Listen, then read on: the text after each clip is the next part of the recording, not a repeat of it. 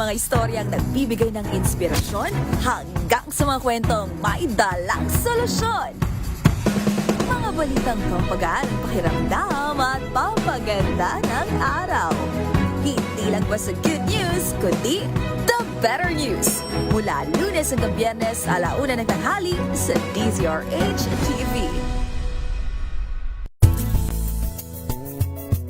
Number 1 na naman ang inyong DZRH sa latest survey ng Kantar Media na inilabas nitong January 2026. Hindi lang sa Metro Manila, kundi pati rin sa Mega Manila. Patunay na DZRH lang ang inyong tunay at totoong pinagkakatiwalaan. Taos-puso po kaming nagpapasalamat sa inyong patuloy na pagtitiwala dahil ang DZRH, una sa Pilipinas, una sa Pilipino. Saan ka man sa mundo, tayo Pilipino.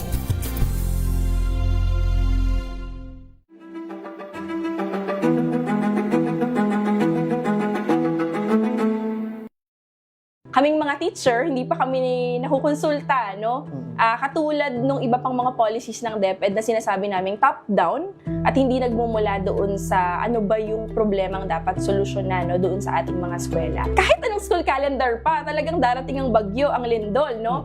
Pero sa kalagayan natin, alarming yung meron tayong 165,000 classroom na kulang. Tila na institutionalize na yung mga online classes kasi nga hindi kayang i-accommodate ng eskwelahan, no? Pag tinignan mo yung transmutation table, pag nakakuha ng 60 yung estudyante, pasado na siya. Magiging 75 na yon sa mismong actual grade niya. In a way, nilulunok na lang talaga ng mga teachers natin yung pride namin no, na parang asama-sama ng loob namin na makakapasa tong batang to pero alam namin na hindi siya natuto.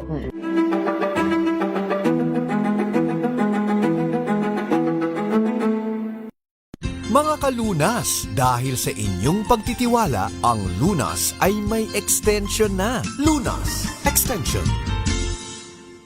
Good evening, Luzon, Visayas at Mindanao. Ito partner natin ang DMI Philippines. Sila po naghatid sa atin ng MX3. Kasama niyo po Cheska San Diego, Bobadilla. At para bigyan tayo ng paalala tungkol sa ating kalusugan, lalo na kung kayo po ay medyo nanakit-nakit ang katawan dahil yun nga, nagbakasyon tayo, nagkaroon tayo ng Holy Week break. Pero yung iba, Doc, ay marami ding activities na ginawa, no? Kasama natin ngayong gabi si Dr. Edwin Bieda. Pag-uusapan natin yung mga muscle aches, musculoskeletal problems. Doc, magandang gabi po sa inyo. Magandang gabi sa iyo, Chess. Sa mga nakikinig sa atin, Abril na po. Alam ko maraming masakit sa inyo.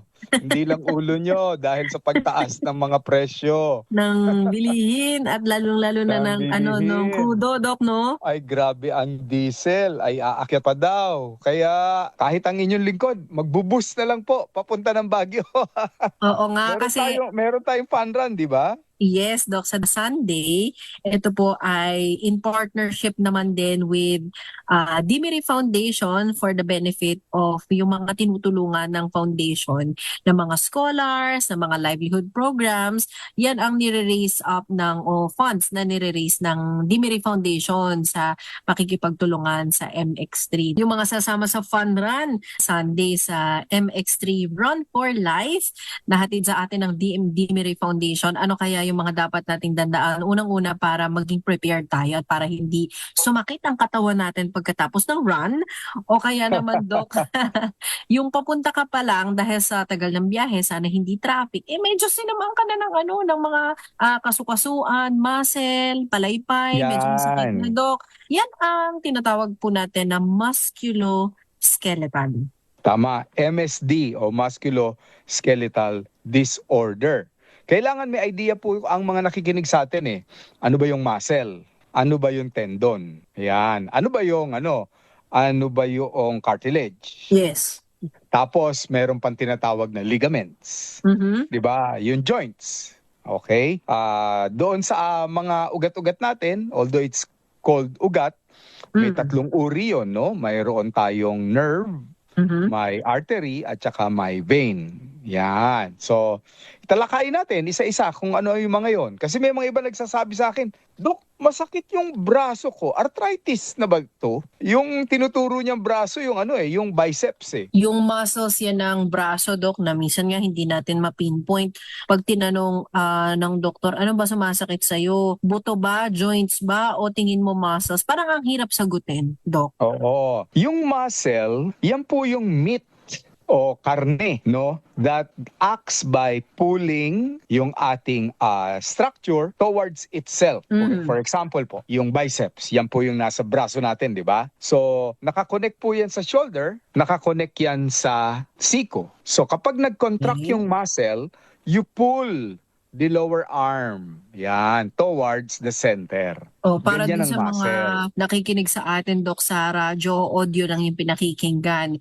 Yung biceps, yan yung, kumbaga, yung lumalaki kay Papay. Tama. Yung sa balikat, ang tawag namin doon ay origin. Okay. Nandun ngayon yung cartilage. Okay. Ngayon, yung pong sa siko na dulo ng muscle, ang tawag doon, insertion. Saan siya nakadikit o insert? Ang tawag na doon, tendon o ligament. Para mas madaling maunawaan ng mga nakikinig sa atin, yan po yung pinapangas ninyo sa bulalo na medyo parang goma. Sa buong katawan natin, marami po, hindi lang sa shoulders at sa arms, maraming ligaments and tendons, ulited. Sa buong katawan ba yan, Dok? Buong katawan po yan. And one of the biggest tendon o litid, yung pong napanood ninyo sa pelikulang Helen of Troy. Okay. Yung naputol sa Mm. paa ni Si Achilles ba yun, Dok? Achilles. Tama. Naalala Kaya ko nga pa ang ang aking tawag history, Dok.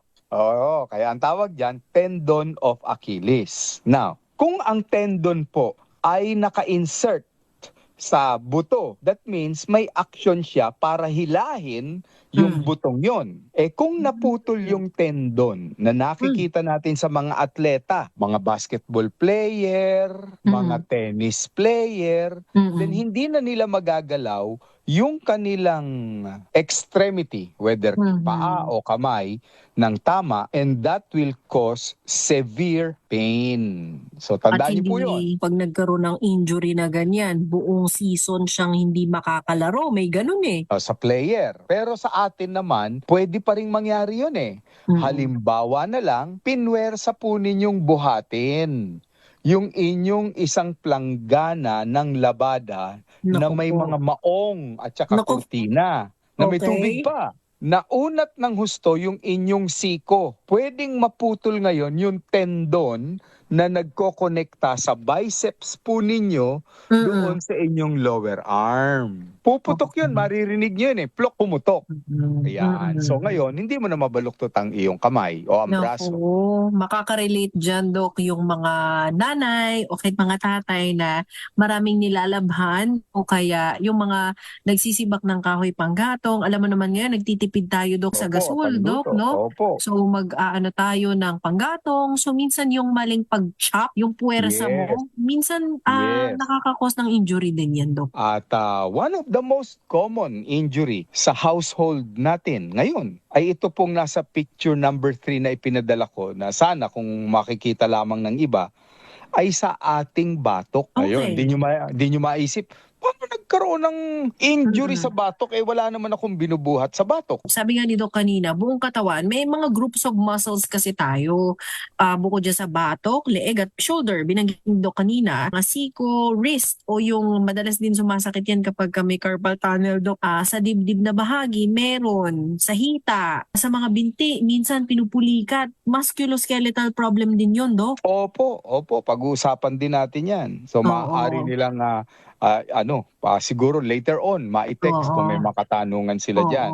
At saka yung mga nakakaranas, Doc, ng upper back and lower back pain. Yan yata yung Naku. mga iniinda ng mga kababayan natin, Dok, madalas. Very common yan, lalo na pag nag-iedad na po tayo. Naku. Pero sa leeg tayo mag-focus, Doc.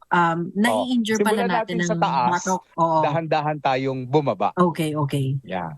So sa Okay batok po. natin, Batok. leeg, Ang ito most ay... common reason po dyan, Mhm. kayo ay nakasakay sa sasakyan, biglang nagpreno. Kayo po ay nagkaroon ngayon ng sudden movement forward, Aha. tapos yung ulo nyo ay pumitik Aray. papunta sa harap. Ang tawag doon ay whiplash injury. Pwede talagang may maputol na mga litid na nagkokonekta sa ating cervical vertebra.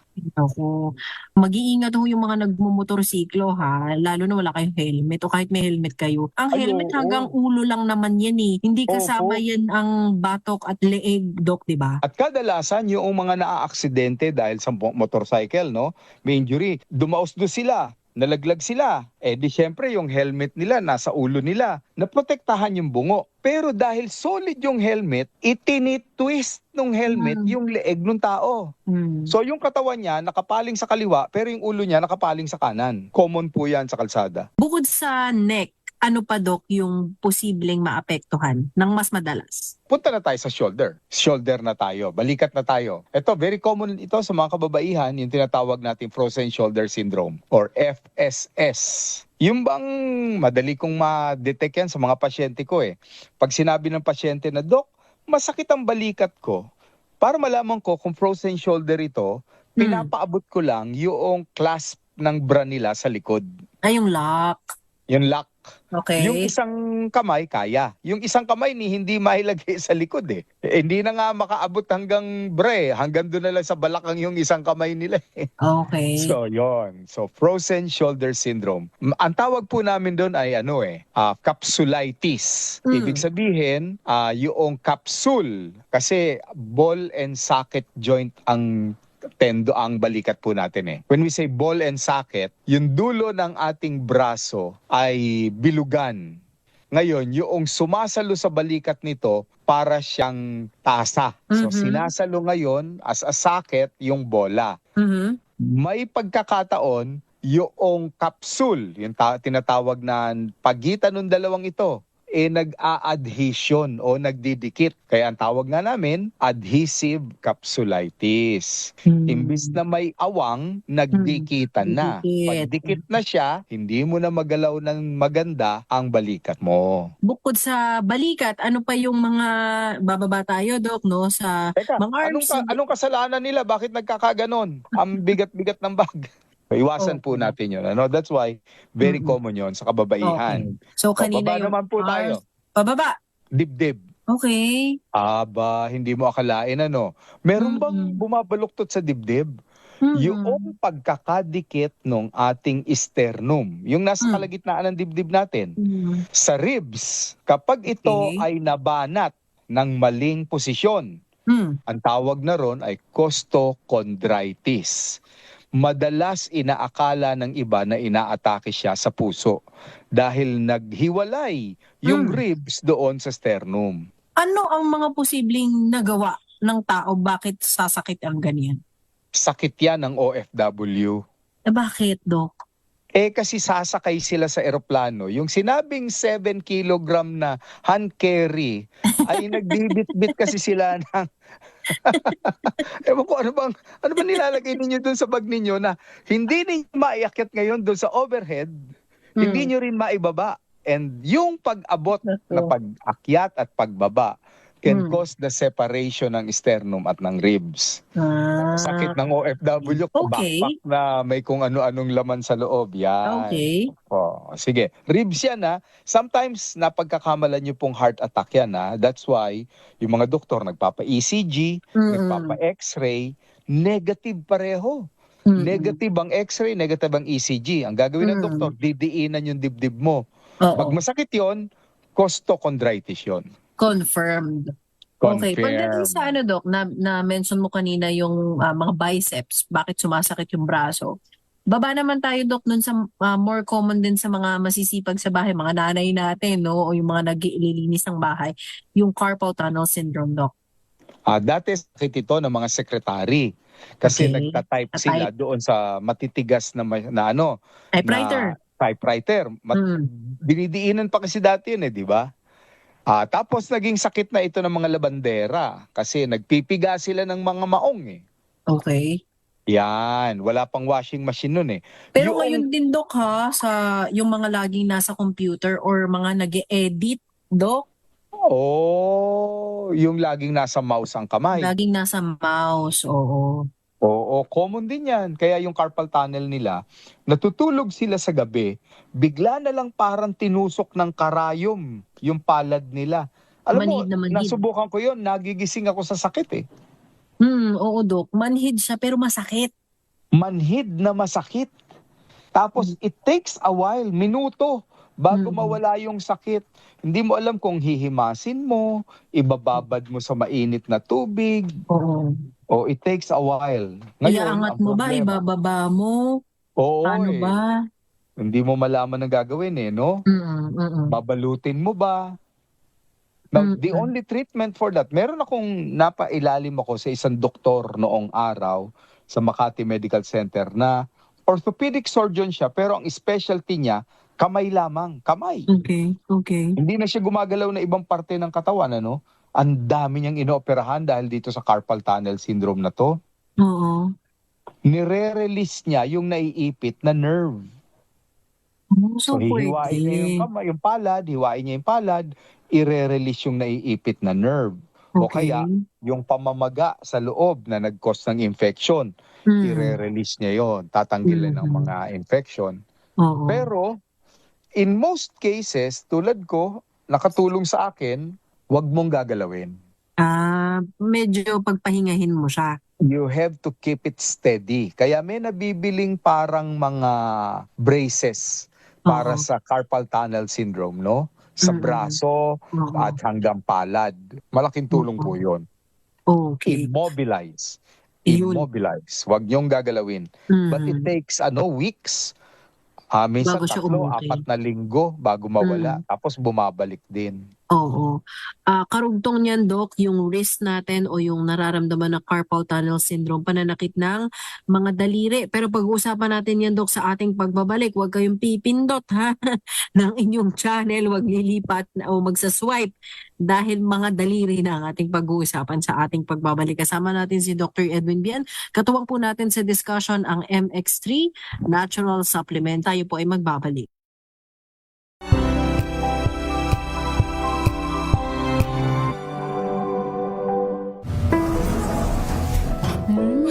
Amoy forever. Amoy LQ. Amoy New Caleb Berry Blooms. Amoy kala, amoy good vibes.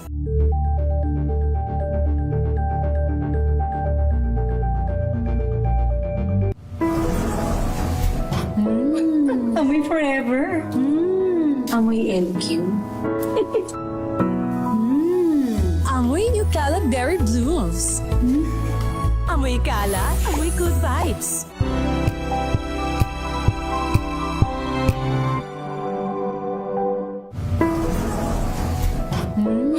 Amoy forever.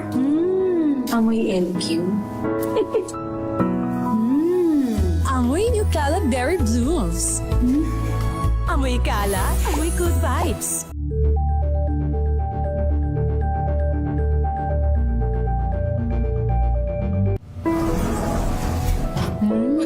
Amoy forever. Amoy LQ. Amoy New Caleb Berry Blooms. Amoy kala, amoy good vibes.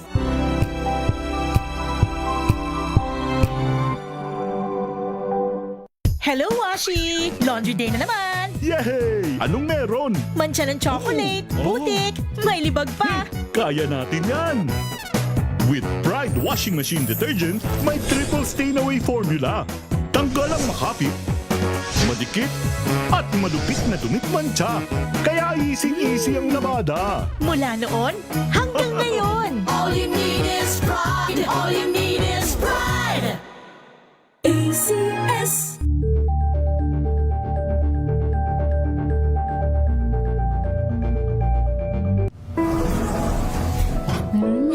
Amoy forever.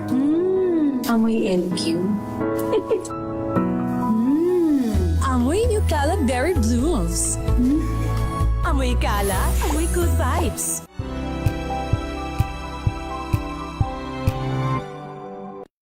Mga dagdag na kaalaman at usapang pangkalusugan. Lunas Extension.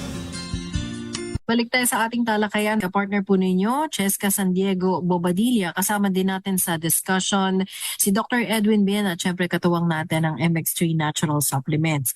Mga pananakit ng muscles and joints ang ating pinag-uusapan o musculoskeletal problems ang ating pinag-uusapan. Kasama natin si Dr. Bien at nasa mga daliri na yung ating pag-uusapan kasi Doc, from head to toe. Sumasakit na mga muscle groups. Nako, hindi exempted ang mga daliri dyan, Doc. Opo.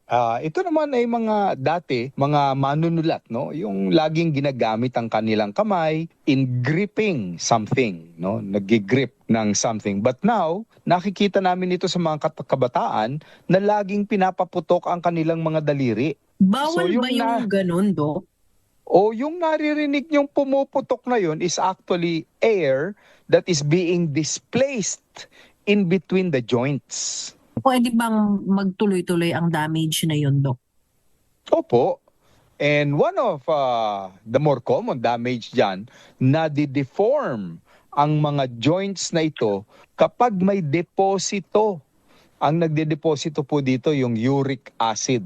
So marami kayong makikita ng mga tao na yung daliri nila deformed dahil nga po sa deposit also ng gout. Doc, baba lang tayo sa bandang legs siguro? Legs at balakang. Ito very common ito eh. Sa balakang, yung pagyuko, tapos mayroong kang bibit-bitin na mabigat. Halimbawa, grocery, pero hindi mo binaluktot ang iyong tuhod. Pag unat mo, pwedeng madiskaril, mawala sa alignment ang iyong lumbar spine. Ang daming pong may mga ganyan na masakit sa kanilang balakang. Ang tawag namin doon, herniated disc. Yan ba yung slip disc na sinasabi? Slip. Opo, slip disc. Slip disc. Okay. Pwede ring mangyari yon sa maling twist ng iyong katawan na. Halimbawa, bababa ka ng mataas na sasakyan. Common ito sa mga bumababa sa jeep. Okay. Yung katawan mo, nakaharap pa doon sa kaharap mo na pasahero. Oh. Pero yung legs mo, nakababa na pareho doon sa hakbangan. So yung twist na mali ng iyong spine can cause also slip disc. Okay. Naku, masakit yan. At saka may naiipit na mga ugat dyan. Oo. Naoperahan pa nga minsan yan. Yun, oo. Kaya dapat maging ano din tayo, no? Dahan-dahan lang. Ito, Doc, napapag-usapan na rin natin yung mga marathon, yung mga fun run. Posible na maka-experience kasi ng cramps yung mga tumatakbo. Opo. O hanggang paa. Minsan yung, anong tawag, Doc, dun sa sumasakit yung pinaka-swelas ng iyong paa? Parang ganun. Yung talampakan? O yung mismong talampakan, yung parang gitna, Doc, na parang hindi mo alam kung nahila ba, napunit ba. Bakit siya sumasakit? Yung arch ng ating paa, yung arch. Opo, nagkakaproblema yung arch na yan. Opo. Very common yan, lalo na kung tinatawag na flat-footed yung tao. Ibig sabihin yung arch niya mababaw.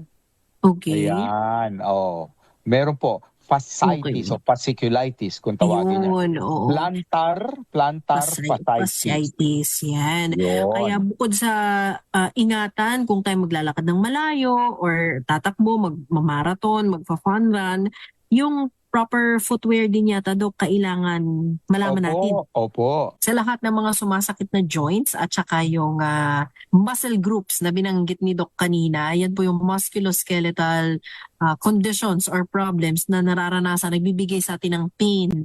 May mga solusyon naman, Doc. Mayroon naman po, no? If the injury is caused by a movement, napunit ang muscle, ang tawag muscle tear, o kaya humiwalay yung tendon o ligament doon sa buto, ang tawag namin doon, disruption, natanggal yung pagkakadikit niya. O kaya kung sa buto na mismo, pwedeng fracture, kahit maliit lang yung tinatawag na hairline fracture. The solution for all of that is immobilization and rest. Huwag mong gagalawin, kung maaari lalagyan ng splint ni doktor, kung kailangang isemento, sesementohin niya para mapuwersang hindi mo galawin, o kaya babalutin. What is important, to let nature do its healing properties. Okay, so give it time, huwag mamadaliin. Papahingahin po. Now, some doctors for temporarily might give you a pain reliever para lang hindi ka mag-suffer. Maraming Okay. uri ng pain reliever, pero hindi niyo po pwedeng pangmatagalan yan. Some doctors might also give steroids kasi anti-inflammatory yun. But again, hindi rin po pang matagalan yan. Ngayon, may mga agresibo na mga klinika na nag-i-inject doon sa injury site ng plasma. Ang tawag doon ay PRP, no? Plasma protein. Kukuha ng dugo sa iyo, yung dugo mo ipapasok sa isang centrifuge, paiikutin, maghihiwalay ngayon yung solido at likido. Yung likido na kulay dilaw, ang tawag doon plasma, hihigupin yon at ituturok ngayon doon sa masakit na parte ng iyong katawan. For some people, it works. Nakakatulong siya against inflammation. Okay. So may mga tulong, Doc, na as prevention, sabi mo nga kanina, mag-ingat din, mag-stretching para maiwas tayo sa injury, mag-exercise para lumakas din yung mga muscles natin, muscle groups natin. Ano pang ibang pwedeng gawin, Doc? Of course, ang nutrition plays a big role, no? May mga sustansya na magpapabilis po ng healing process. Halimbawa, kailangan natin ng dagdag na calcium, dagdag na magnesium, may mga B complexes para makatulong po sa ating mga nerves. Ang mga ito ay makukuha natin sa mga magagandang suplemento. Para sa akin, isa sa magandang suplemento na nagagamit ko sa pasyente, yung natural galing po sa prutas na mangustin. Ito po yung, alam naman natin lahat ngayon, itong MX3 na gawa sa pure mangosteen o yung may alpha, beta at gamma nutrients ng mangosteen in a capsule form na ito, Doc. Opo, merong available yan sa merkado na 500 milligrams yan, 60 capsule lang isang kahon. Pinag-aralan po nila yan eh. Naabigyan nga ng award yan eh. I think it was in Canada na mayroong research talaga, independent research. Nabigyan sila ng ng award sa Journal of Aging Research. Yan. JARC, no? Nakita nila yung mga taong may inflammation na problema sa joints nila, if they take 2 times per day nung MX3 500 milligram, in a matter of 1 to 2 months, there is an 80% recovery doon sa mga elderly. Ngayon, naipunto ko yung mga elderly, no? Kasi alam niyo naman mga elderly, ang daming iniinom na mga maintenance medicine yan. Ayaw nang magdagdag ng mga synthetic ng mga yan. So, yung pag-inom po nung natural, galing sa prutas na mangustin na MX3, nakatulong. Dahil ito mga elderly na to, paggising pa lang sa umaga, marami nang masakit eh, hanggang sa pagtulog. Oo. So ito, Doc, ay clinically studied, hindi ito claim lang ng Di po. MX3. So may study backup Clinical ito. study, and then the research paper was published, Oo. and then the publication was recognized and awarded. Ang Okay, tawag okay. doon sa grupong yun eh, Journal of Aging and Research o Okay. JARC. Okay. So, Doc, na-mention may mga seniors, no? I mean, pwede silang mag-take ng pain relievers, pero on a limited time lang. Pwede silang mag-take ng mga ganitong supplements para makatulong makapag-recover ng kanilang muscles na na-damage na, no, Doc, no? Pero sila ba ay allowed pa mag-participate sa mga activities like Zumba or fun run? Di ba yun nabanggit natin kanina, Doc? Opo, alam mo habang nag-iedad, hindi pwedeng lalo tayong nagiging Sedentary. lethargic o Oo. sedentary. Yung nakaupo na laang, mas mahalaga na gumagalaw kapag tayo po ay nag-iedad na. Kasi if you don't use it, you will lose it.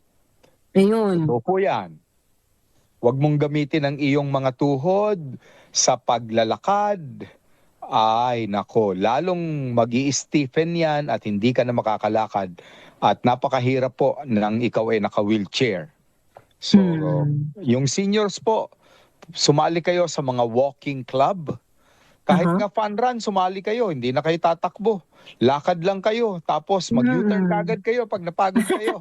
Awardee pa rin kayo niyan. Totoo. Alam niyo po, may mga taong umaabot ng 100 plus sa mga ibang bansa dahil ehersisyado yung mga citizen nila. Okay. So, Doc, ito para doon sa mga interesado, ang MX3 Fun Run na gagawin po dyan sa Baguio City. Open pa rin po sa registration. Pwede kayo humabol, pwede rin po on-site. Magpunta po doon para sa on-site registration. May 3K, may 5K, may 10K. Bisitahin lamang po yung Run for Life ng MX3. Yan po ay mag-register kayo at nako may mga finisher shirts, sabi nga ni Doc, may medal, may mga freebies kayong makukuha at syempre yung scenic view na may experience ninyo sa Baguio City. Opo, so tara. Punta po kayo doon dahil yung pag-join niyo po doon, mayroon kayong matutulungan. Alam niyo po ba, tumutulong po ang DMRI dito sa cancer center, sa isang ospital. Tapos tumutulong po ito sa mga farmers na nawawalan po ng pinagkakakitaan. Kaya ang itinatanim nga po nila ay mga prutas gaya ng mangustin. Marami po natutulungan, mga out of school youth, tinutulungan din yan. Oo, kaya participate tayo sa fun run na yan. Sunday, Doc, see you sa Baguio at looking forward na makatulong din sa mga magiging beneficiaries nitong Run for Life ng MX3. So, Doc, once again, maraming salamat. Saan available ang MX3 na food supplement? Sa mga lehitimong butika lamang po, no? Huwag po kayong bibili ng hindi original na MX3 dahil syempre mga hindi naman po napag-aralan yon scientifically. Mas maganda na po yung original kasi may FDA yan, may research yan, halal certified pa po yan. At nakakatulong kayo sa mga farmers na nagpapatubo po niyan. Ayun. At nakasama po natin sa episode na ito ang MX3 Natural Supplements. Magkakaroon nga ho sila ng fun run activity dyan po sa Baguio City. April 12, 2026, araw po ng linggo. Pwede kayo mag-participate sa 3K, 5K, 10K run. At samahan nyo kami. Nando kami ni Dr. Edwin Bien at yung ating mga kasamahan mula sa DMI Philippines ay nandiyan po para suportahan ang DMRI Foundation. So once again, Doc, maraming salamat. Magandang gabi po sa inyo. Sa inyo rin po, and God bless. Maraming salamat po ulit at God bless din kay Dr. Edwin Bien at sa ating MX3 family. Nakatuwang natin sa mga talakayan tungkol sa kalusugan. Ngayong gabi nakasama nyo rin po Cheska, San Diego, Bobadilla. Mag-iingat po kayong lahat at maraming salamat Luzon, Visayas at Mga kalunas, hanggang bukas dito sa Lunas Extension.